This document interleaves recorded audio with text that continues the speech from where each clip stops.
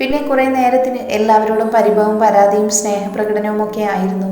എല്ലാം കഴിഞ്ഞപ്പോഴാണ് ഞാൻ ഒരറ്റത്തെ മാറി നിൽക്കുന്ന ഹിമയെ കണ്ടത്. എന്തോ അവളുടെ ആ നിൽപ്പ് എനിക്ക് സഹിക്കാനായില്ല. ഒരു ദിവസം കൊണ്ട് തനിക്ക് ചുറ്റുമുള്ള ലോകമേ മാറിപ്പോവുക, എല്ലാവരിൽ നിന്നും ഒറ്റപ്പെടുക, മരണത്തേക്കാൾ ഭയാനകമാണ് ആ അവസ്ഥ. അത് എന്നേക്കാൾ നന്നായി അറിയാവുന്നതായി ഇവിടെ മറ്റാരുമില്ല. ഹിമ മോളെ, ഞാൻ അവളെ നോക്കി വിളിച്ചു. കൊച്ചു കുഞ്ഞുങ്ങളോടെന്ന പോലെ കൈ രണ്ടും നീട്ടിപ്പിടിച്ചു. ഒരു പക്ഷേ അവളും ആ വിളി ഏറെ കൊതിച്ചിരിക്കാം. ഓടി വന്ന് എൻ്റെ നെഞ്ചോട് ചേർന്ന് തേങ്ങലുകൾ നിലവിളിയായി മാറുമ്പോഴും ഞാൻ അവളെ ചേർത്ത് പിടിച്ചിരുന്നു. ഒരു പക്ഷേ ഇപ്പോൾ കേവലം ചേച്ചി എന്നതിലുപരി ഞാൻ അവളുടെ അമ്മ തന്നെയായി മാറുകയായിരുന്നു. ക്ഷമിക്കൂടി ചേച്ചി എന്നോട്. എടി പെണ്ണെ, ഓവറാക്കി ചളമാക്കാനാണ് ഉദ്ദേശമെങ്കിൽ എടുത്ത് കിണറ്റിലിടും ഞാൻ. നീ ചെയ്ത് കൂട്ടുന്നതൊക്കെ എന്നും നിന്റെ കുറുമ്പത്തരങ്ങളായി മാത്രമേ ഞാൻ കണ്ടിട്ടുള്ളൂ. ഇടക്കത് ഇത്തിരി കൂടി നേർവഴി കാണിച്ചു തരേണ്ടവർ തന്നെ അവിടെ നിന്റെ കണ്ണ് മൂടി കെട്ടിയപ്പോൾ തെറ്റേത് ശരിയേത് എന്ന് തിരിച്ചറിയാൻ നിനക്ക് കഴിഞ്ഞില്ല. ഇവിടെ നീ തെറ്റൊന്നും ചെയ്തിട്ടില്ല മോളെ. എന്നാൽ എന്തിനാ എൻ്റെ കുട്ടി ചെയ്യാത്ത കുറ്റം ഏറ്റെടുത്തത്? അതെനിക്കറിയണം, പറ. അത് ഞാൻ എനിക്ക് സ്വയം വിധിച്ച ശിക്ഷയായിരുന്നു. അർഹതയില്ലാത്തത് മോഹിച്ചതിന്, നിന്നെ മനസ്സിലാക്കാൻ കഴിയാതെ പോയതിന്, അതിലുപരി അന്ന് എൻ്റെ ചേച്ചിക്കുട്ടീനെ മരണക്കുഴിയിലേക്ക് തള്ളിവിട്ടതിൽ മനഃപൂർവ്വമല്ലെങ്കിൽ കൂടി എനിക്കൊരു പങ്കില്ലടി. മതി, കഴിഞ്ഞത് കഴിഞ്ഞു. ഇനി അതോർത്ത് ദുഃഖിച്ചിട്ട് കാര്യമില്ല മോളെ. നിനക്ക് ഞാൻ വാക്ക് തരാം, ഹിമ ഒരിക്കലും എൻ്റെ കുട്ടി തനിച്ചാകില്ല. ഇത്രയും നാളും ഞാൻ നിനക്ക് ചേച്ചിയായിരുന്നു. ഇന്ന് ഈ നിമിഷം മുതൽ ഞാൻ നിൻ്റെ അമ്മ കൂടിയാണ്. പറയാൻ കൂടുതൽ വാക്കുകളില്ലായിരുന്നു. ശ്രീയമ്മ, നിങ്ങൾ എന്നോട് ഒത്തിരി ദ്രോഹം ചെയ്തിട്ടുണ്ട്. എന്നാൽ നിങ്ങൾ എനിക്ക് ചെയ്ത ഏറ്റവും വലിയ നന്മയാണ് എൻ്റെ അനിയത്തി. പെട്ടെന്നാണ് ഏട്ടൻ്റെ ഫോൺ റിങ് ചെയ്തത്. ഏട്ടൻ ഫോൺ എടുത്ത് കുറച്ച് മാറി നിന്ന് സംസാരിക്കുന്നത് കണ്ടു. എന്തോ ഗൗരവമുള്ള കാര്യമാണെന്ന് തോന്നുന്നു. എന്നാൽ തിരിച്ചു വരുമ്പോൾ ആ മുഖം കൂടുതൽ സന്തോഷത്തിലായിരുന്നു. എല്ലാവർക്കും ഒരു ഗുഡ് ന്യൂസ് പറയാനുണ്ട്. ശേഖരന് ഇനിയില്ല. പോലീസിനെ ആക്രമിച്ച് കടന്നു കളയാൻ ശ്രമിച്ച പ്രതിയെ സ്വയരക്ഷക്കായി ACP ഐസക് മാത്യു ഷൂട്ട് ചെയ്യേണ്ടി വന്നു. ചുറ്റിലുമുള്ള എല്ലാ മുഖത്തും സന്തോഷം നിറയുന്നത് ഞാൻ അറിഞ്ഞു. അപ്പം ഏട്ടാ, സ്നേഹ? ഞാൻ എൻ്റെ സംശയം മറച്ചു വെച്ചില്ല. അറിയില്ല. അപ്പോഴേക്കും ഡോക്ടർ അങ്ങോട്ടേക്ക് വന്നു.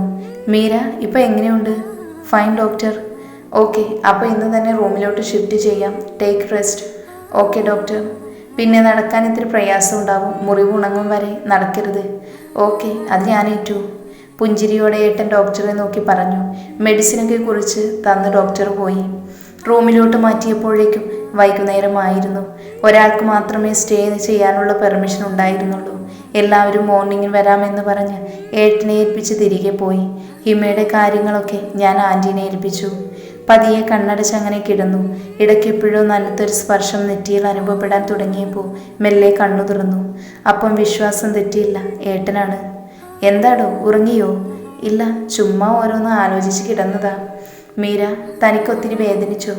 സോറിടാ, ഞാൻ കഴിഞ്ഞില്ല. എനിക്ക് തനിക്ക് നേരെ നീണ്ട ആ യുദ്ധത്തെ തടയാം.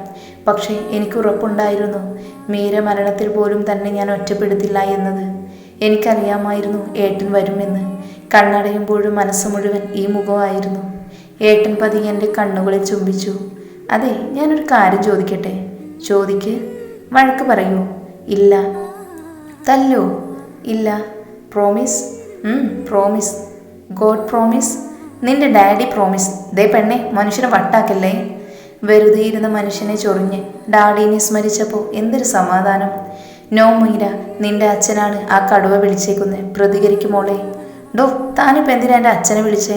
പിന്നെ എനിക്കറിയാം തനിക്ക് ഫ്രസ്ട്രേഷനാണ്. രക്ഷപ്പെട്ടു എന്ന് കരുതിയില്ലേ? സത്യം പറയടോ, ഞാൻ ICU കിടക്കുമ്പോൾ താൻ എത്ര പെണ്ണുങ്ങളായി വായി നോക്കി? ദൈവമേ, ഇവളിന്ന് എൻ്റെ കേൾക്കും. അയ്യോ എടി, നീ മനസ്സിലാക്കി കളഞ്ഞല്ലോടി. അപ്പം തലയിൽ ആൾതാമസമൊക്കെ ഉണ്ട്.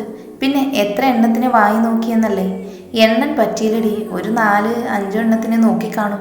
എന്നാലും ആ ചിഞ്ചു സിസ്റ്റർ കണ്ടോ. അപ്പം ഞാൻ കരുതിയത് സത്യം.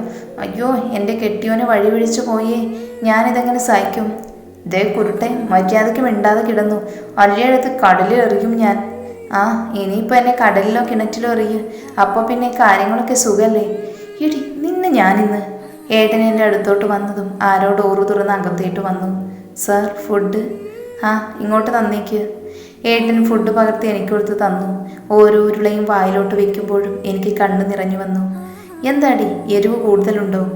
ഇല്ല എന്ന് ഞാൻ തലയാട്ടി. ഏട്ടാ, ശരിക്കും ഞാനൊരു ബുദ്ധിമുട്ടായോ? ആടി, ആയി. പോവാൻ ഉദ്ദേശമുണ്ടോ? എന്നിട്ട് തനിക്ക് തൻ്റെ കുഞ്ചു സിസ്റ്ററായി കൊഞ്ചാനല്ലേ? Does not walk my dear ഹസേ. എന്തോന്ന്? നടക്കൂല മോനെ കെട്ടിയോനേന്ന്. അപ്പോഴേക്കും ഒരു നഴ്സ് അങ്ങോട്ടേക്ക് കയറി വന്നു. സർ, ഇത് മേഡത്തിന് കൊടുക്കാനുള്ള മെഡിസിനാണ്. ടേബിളിൽ വെച്ചേക്കൂ. അവരത് അവിടെ വെച്ചുപോയി. ഏട്ടാ, ഇതാണോ അവൾ? ആര്? ചിഞ്ചു. ആരാ? നിങ്ങൾ കുറച്ചു മുന്നേ പറഞ്ഞില്ലേ അവൾ? ഇടി നിന്നെ ഞാൻ. തലയ്ക്ക് കയ്യും കൊടുത്തിരിക്കുന്ന ഏട്ടനെ കണ്ട് പൊട്ടി വന്ന ചിരി അടക്കി പിടിച്ച് ഞാനും ഇരുന്നു. ഏട്ടാ, ഉറങ്ങിയോ? ഇല്ല. ഞാനൊരു കാര്യം പറഞ്ഞാൽ ദേഷ്യപ്പെടുമോ? പെടും. ചിലപ്പോൾ കാരണം നോക്കി ഒന്ന് കിട്ടിയെന്ന് വരും. എന്നാ ഞാൻ പറയില്ല. എന്ന് എൻ്റെ മോള് ചാച്ചിക്കോ? ഇല്ല, ഞാൻ പറയും. എടി കുരുട്ടെ, വെറുതെ എൻ്റെ കയ്യിൽ നിന്ന് വാങ്ങല്ലേ. എന്താ കാര്യം പറ.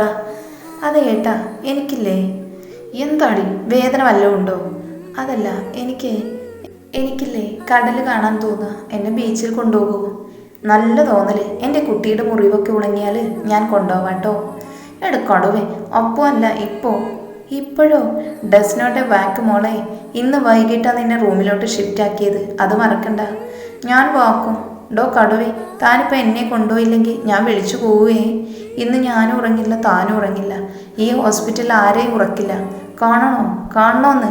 ഞാൻ ഏട്ടൻ്റെ താടി പിടിച്ച് വലിച്ചു. മീര, അടങ്ങിയിരി. നീ എന്തൊക്കെ പറഞ്ഞാലും ഇന്ന് എങ്ങോട്ടും പോവൽ നടക്കില്ല. ഉറപ്പാണോ? ഉറപ്പ്.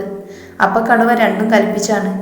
കടുവേ, നീ പഠിച്ച സ്കൂളിൽ ഞാൻ ഹെഡ് മാസ്റ്ററാ. ഞാൻ തിരിഞ്ഞു കിടന്ന് കരയാൻ തുടങ്ങി. ഈ അഭിനയിക്കുന്നവന്മാരെ സമ്മതിക്കണം. ഒരു തുള്ളി കണ്ണുനീരും വരുന്നില്ല. തുപ്പലെടുത്ത് അഡ്ജസ്റ്റ് ആക്കിയാലോ? വേണ്ട, കണ്ടാൽ നാണം കെടും. ഏട്ടൻ്റെ ഭാഗത്തു നിന്നും ഒരു റെസ്പോണ്ടുമില്ല. ഞാൻ കരച്ചിലിൻ്റെ വോളിയം കൂട്ടി നോക്കി. എന്നിട്ടൊരു റെസ്പോണ്ടും ഇല്ല. പതിയെ തിരിഞ്ഞു നോക്കിയപ്പോൾ ദേ കടുവ ഫോണിൽ ആരെയും വിളിച്ചു നിൽക്കുവാണ്. ഇപ്പം ഞാൻ ആരായി? അടുത്തിരുന്ന കർച്ചീഫ് എടുത്ത് നല്ലോണം മുഖം അങ്ങ് തുടച്ചു. അപ്പോഴാണ് വിക്സ് ബോട്ടിൽ കണ്ണിൽപ്പെട്ടത്. വേഗം അതെടുത്ത് കണ്ണിലോട്ട് പുരട്ടി. എൻ്റെ വിക്സ് പരമ്പര ദേവി, കണ്ണീർ മുത്തപ്പ കാത്തോളണേ. അപ്പോഴേക്കും കടുവ അങ്ങോട്ടേക്ക് വന്നു. വിക്സ് നന്നായി പണി തരുന്നുണ്ട്. കണ്ണു നീറി പുകഞ്ഞു. കണ്ണിന് മാത്രമല്ല, മൂക്കിൽ നിന്ന് വെള്ളം വരുന്നുണ്ട്. ഡി, മതി കരഞ്ഞത്. ഇപ്പോൾ നിനക്ക് ബീച്ചിൽ പോകണം. അത്രയുള്ളൂ. വാ. ഞാൻ ഡോക്ടറുമായി സംസാരിച്ചു. ശ്രദ്ധിക്കാൻ പറഞ്ഞിട്ടുണ്ട്. ഓഹോ, അപ്പോൾ ഇങ്ങേരിപ്പോൾ ഡോക്ടർക്കാണോ സംസാരിച്ചേ? അയ്യോ, എന്നിട്ടാണോ ഞാൻ എൻ്റെ കണ്ണ്. പക്ഷേ ഏട്ടാ, ഞാൻ നടക്കാൻ വയ്യ എന്നല്ലേ? നിന്റെ കാലിനല്ലേ കുഴപ്പമുള്ളൂ, എൻ്റെ കയ്യിലില്ലല്ലോ. അതും പറഞ്ഞ് ഏട്ടൻ എന്നെ എടുത്തുകൊണ്ട് നടന്നു. ഞാൻ എടുത്തതും കൊച്ചു കുഞ്ഞെന്ന പോലെ പെണ്ണ് നെഞ്ചിലോട്ട് കിടന്നു. അവളെ കാറിലിട്ടിരുത്തി ഞാനും കയറി. ഏട്ടാ, എന്താടി, എൻ്റെ കണ്ണൊന്ന് കഴുകി തരുമോ? കണ്ണിനെന്ത് പറ്റി? അത് പിന്നെ ഏട്ടാ, കരച്ചിലിന് ഒറിജിനാലിറ്റി കിട്ടാൻ വേണ്ടി ഞാൻ അടുത്തിരുന്ന വിക്സ് എടുത്ത് തേച്ചു. ഏട്ടൻ വണ്ടി സൈഡാക്കിയിട്ട് എന്നെ നോക്കി. കുറഞ്ഞ സമയം കൊണ്ട് എങ്ങനെ ഒപ്പിക്കുന്നുണ്ട് ഇതെല്ലാം. അതിനി അടുത്ത തവണ കാണിച്ചു തരാം. ഇപ്പോൾ കണ്ണ് ശരിയാക്കി താ. കണ്ണ് ശരിയാക്കല്ല, ഒരു കുത്ത് വെച്ച് തരുവാ വേണ്ടേ? അവളുടെ ഒരു ഒറിജിനാലിറ്റി. എന്നെ നോക്കി പല്ലിരുമ്മിക്കൊണ്ട് ഏട്ടൻ തന്നെ ബോട്ടിൽ വെള്ളമെടുത്ത് കണ്ണ് തുടച്ചു തന്നു. ആളുടെ കലിപ്പിച്ച നോട്ടം കണ്ട് ഞാനും ഒന്ന് പല്ലിളിച്ചു കൊടുത്തു. പോവാം, എനിക്ക് കടൽ കാണണം. ഏട്ടൻ എന്നെ ഒന്ന് നോക്കി വണ്ടിയെടുത്തു. കാർ ബീച്ചിലോട്ട് കയറ്റി പാർക്ക് ചെയ്ത് എന്നെ വന്ന് എടുത്തു. ഏട്ടാ, ഇവിടെയല്ല, അവിടെ കടലിനടുത്തോട്ട് പോകും. അവിടെ ആ പാർക്കലിൽ എന്നെ ഇരുത്തിയാൽ മതി. ഏട്ടൻ എന്നെ അവിടെ ഇരുത്തി അടുത്തായിരുന്നു. ഞാൻ പതിയെ തോളിലോട്ട് തലചായ്ച്ചു. കടൽ വളരെ ശാന്തമാണ്. കുഞ്ഞു തിരമാലകൾ മാത്രം അത് പതിയെ കാലിൽ ഇക്കിളി കൂട്ടി തഴുകിക്കൊണ്ടിരുന്നു. ഒരു കുഞ്ഞിരുമ്പൽ കടലമ്മയുടെ താരാട്ടുപാട്ടായി തോന്നി. ആകാശത്തെ താരപ്രഭയും അമ്പിളിയും രാവിൻ്റെ മാറ്റുകൂട്ടി.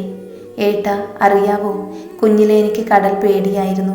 ആദ്യമായിട്ട് ഞാൻ കടൽ കാണുന്നത് എൻ്റെ 5 വയസ്സിലാണ്. സ്കൂളിൽ നിന്ന് ടൂർ പോയപ്പോൾ ആർത്തുലച്ച് വരണം തിരമാല. അന്ന് എനിക്ക് ഭയമായിരുന്നു. പിന്നെ കടലിലോട്ട് ഇറങ്ങുന്നത് എൻ്റെ 7 വയസ്സിലാണ്.